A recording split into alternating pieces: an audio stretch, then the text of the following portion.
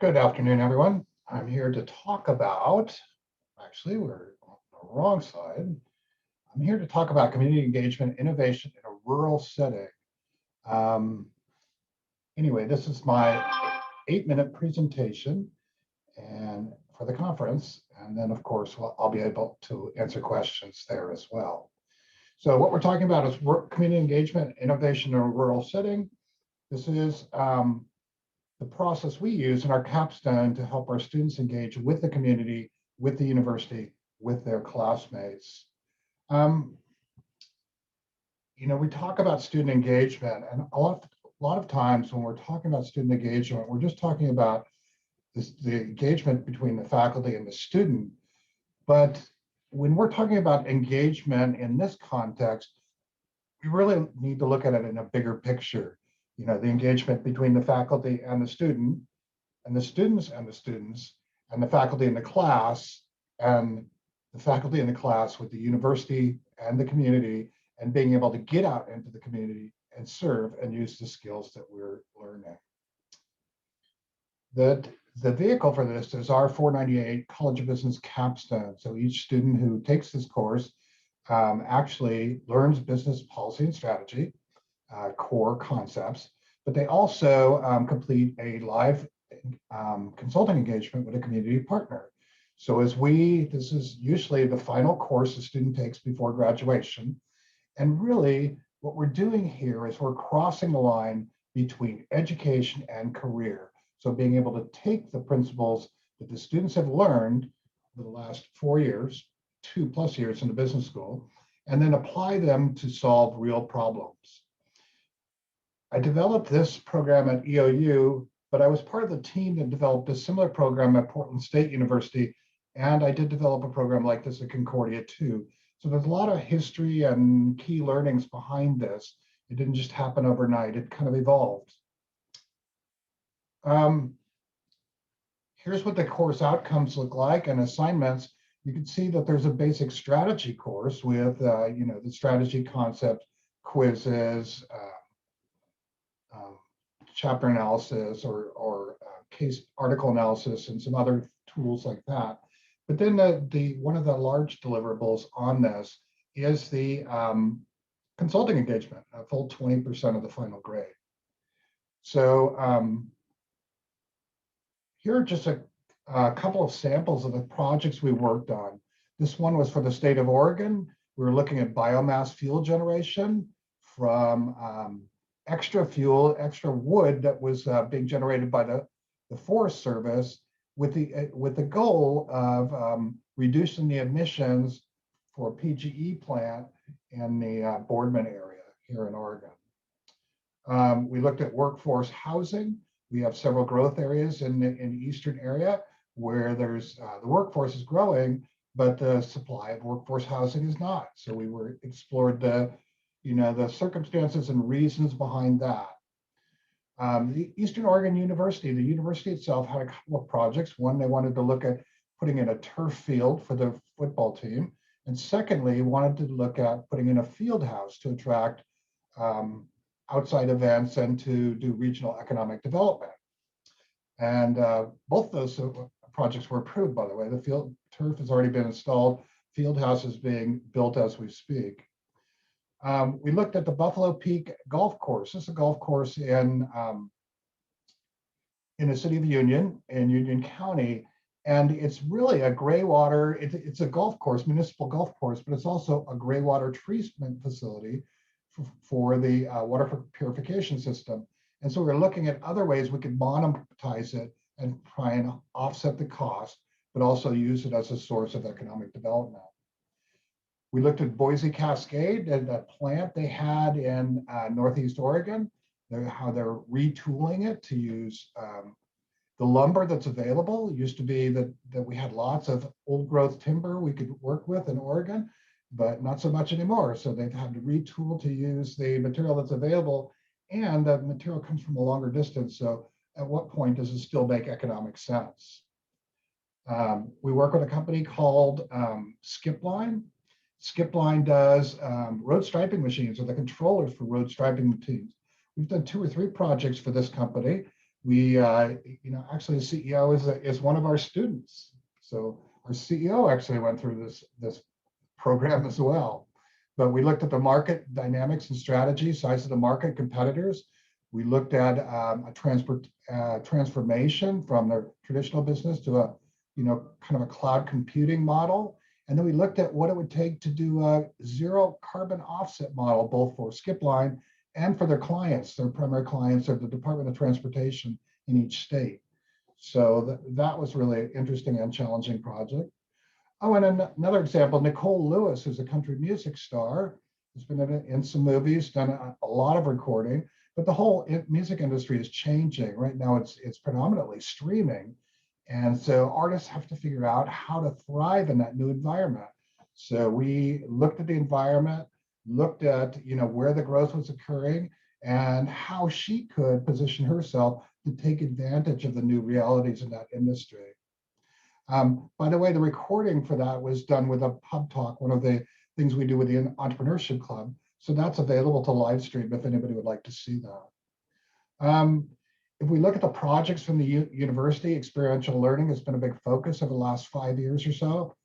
These are just from my classes. We're over 90 community projects now. Almost 50 of those are in this VA 498 program. But we try to work experiential learning into other courses as well. So you can see some examples here. And once again, if anybody's interested, I do have some videos of the outcome or those projects as well. So the trick with this course is that we have this business strategy curriculum. The students have weekly readings, they have weekly quizzes. We talk about the material in class, but they also have a consulting engagement. So we take the tools that we acquire from the business strategy curriculum, and then we apply it to the consulting engagement as we go along. It's a 10-week project. We use a semester system here, and the students have to deliver something for the client, something useful for the client, but they're not on their own. There's really faculty there to support them and give them advice throughout this process. So even though the focal point is the students, we're building relationships between the university and the community and engagement between all of these parties. For all of our my courses anyway, even at Eastern Oregon University actually teaches almost half of their classes online. So for each of my classes in the College of Business, there are online and on-campus versions. And we use the learning management system as the core for the course. The course is divided into weekly modules, all the reading materials there, the presentation materials are there, the assignments are there, the quizzes. So we use the learning management system, even for on-campus classes, we use the learning management system as the focal point and then develop activities around that. So there is a video on student engagement, how these pieces fit together. You can use the link in the presentation, or I can provide a link to it as well for those who are interested in learning. I think we have 2 of those now that describe our approach to student engagement, or my approach to student engagement. Beyond that, the projects, there's 1 student team per project. They have to start out by negotiating a statement of work with the client. And the deliverable is a 20 to 40 page, a 40 slide PowerPoint presentation. And it's going to be in the form of a presentation, which is delivered, plus a written project that incorporates the slides that kind of gives a story behind it. The online students usually present it in terms of a YouTube presentation. That way that they can be delivered to the client, even in a situation where it's difficult to get all the students' schedules coordinated, where the student schedules coordinated with the client, then we can deliver the YouTube video at their convenience. On campus, we usually try to set up a formal presentation. We actually have the executives or the people responsible for these programs live in the class, so the students get the experience of presenting face-to-face and responding to questions, concerns, sticking up for the work. The deadline, because of the way the school's set up, is a hard 10 weeks. They're starting right out of the gate, and they have a due date, and it's a hard date. Basically, we select the teams right away. The clients come in, usually in week 2, they present the problem they need to have solved. If it's an online course, either I'll put something together or the client will tape their project. Students draft a statement of work, goes to the client has to approve it. By week 3, we have teams and approved statement of work, and they're off.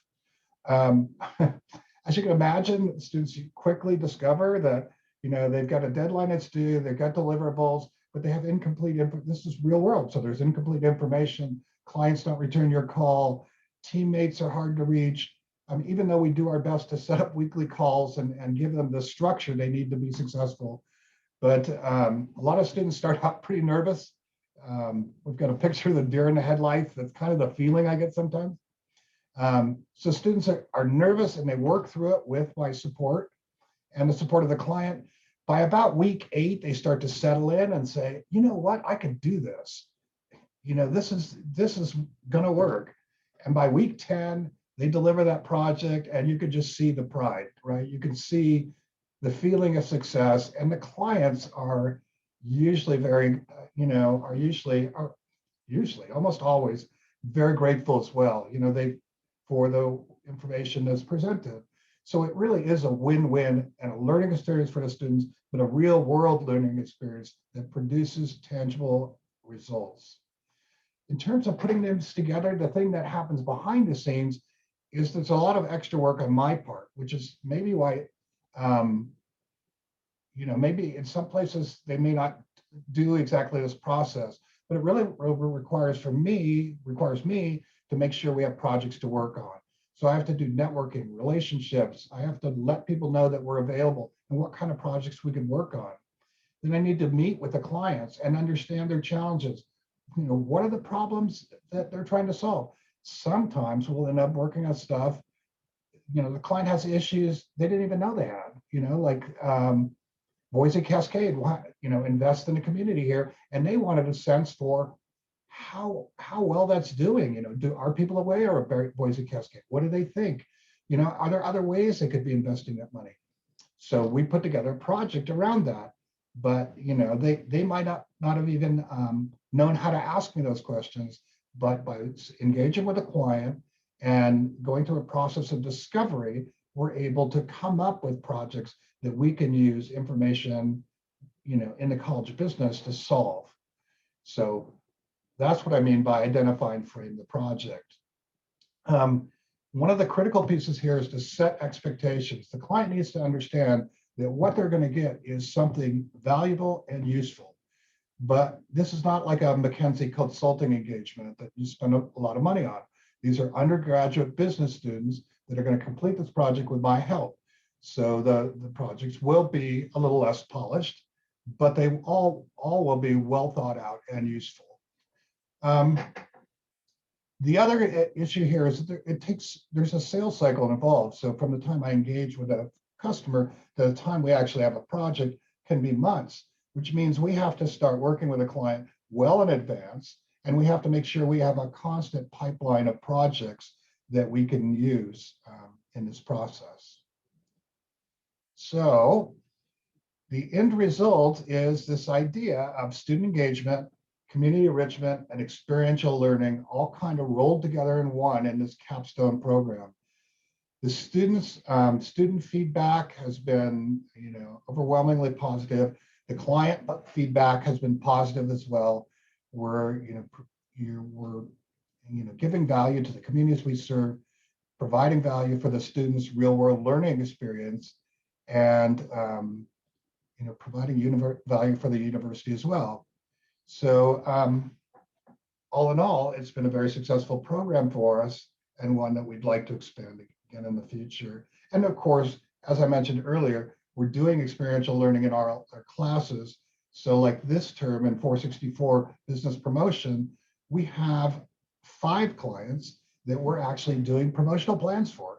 The client isn't paying anything for that. We look at their business, their goals, what they're currently doing from a promotion, and we build a promotional plan. So these same concepts can be applied to other courses as well. It's not just BA 498.